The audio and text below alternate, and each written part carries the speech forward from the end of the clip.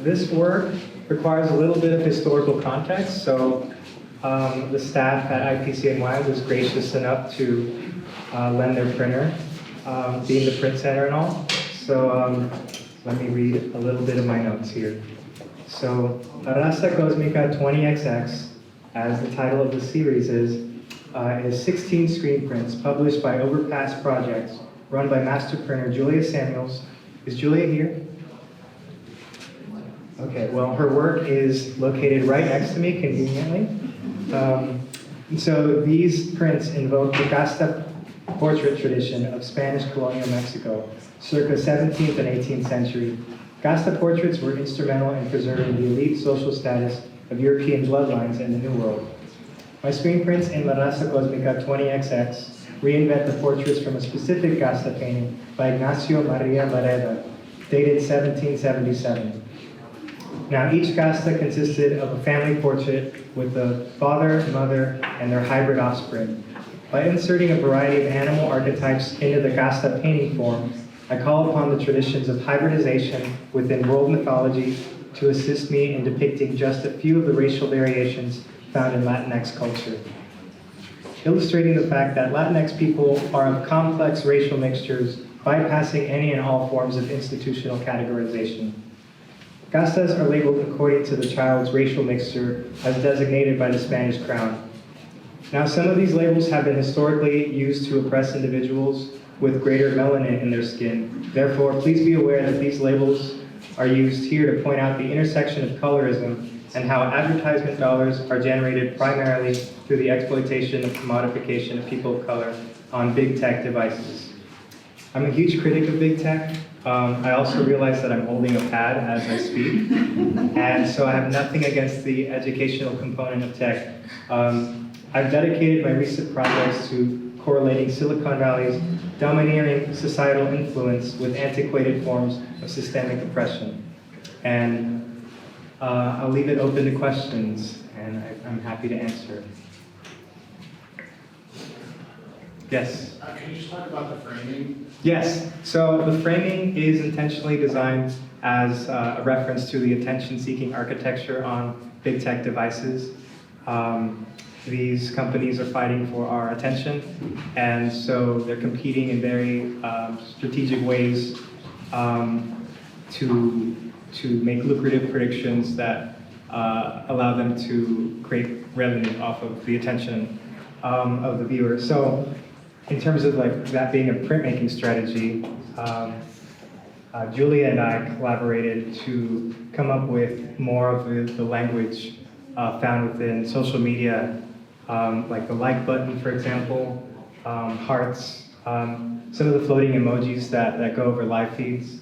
And we decided that would be the best way to decorate these casta prints. And I believe that answers the question. Any other questions? And Julia enters right on cue. So if you have any questions about the framing or the process of printing, I will go ahead and give a little bit of an explanation as to the printing process. So I spent the month of August in 2019 at Overpass Projects in Rhode Island, in Providence, and Julia and I came up with a process that would allow us to maximize the color palette based on how many impressions were made on a single sheet of paper. So Julia came up with this grid that came up with, I believe, 16 different color variations. I could be wrong. I think, yeah, 16. She's nodding her head. 16.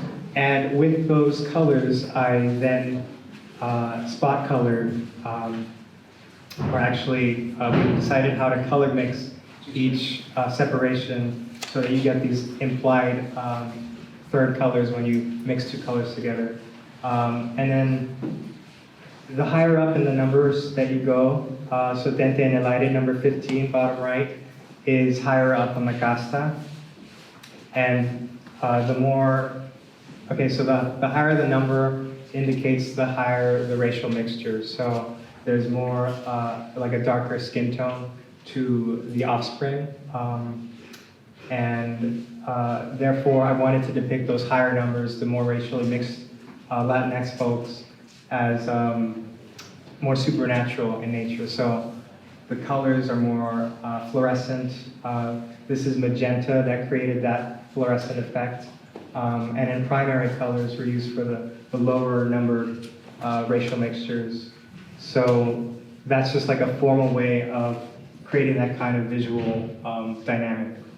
And also they're holding the big tech devices, iPhones. This one is just chilling on the floor, and it gets at that idea that big tech is now commodifying families, how we spend our time, and how we divert our attention from making eye contact with one another to making eye contact with black mirrors. And so that's a little bit of the background. I'm happy to talk with you individually if you want. I also have an iPad with an illustration of the gas I'm referencing. I saw one more hand up, yes? Could you talk about the multiple color printing work of Stanley Hayter using oil clove? Did you use that method? I'm not familiar with that, but I'd love to hear He more. was able to print on one plate many colors by adding different amounts of oil of clove. He ran Atelier 17 in Paris for many, many years. Okay. Are you familiar with him? I think I have a lot to learn from you. And I don't know if I mentioned this, but these are screen printed. So the screen print design process involves outputting different prints of black, like color, ink transparencies to create the design as I originally designed it on the screen. So that's Again, another he technical. did etching. Yeah, actually, yeah. I think I'm done here. Thank you.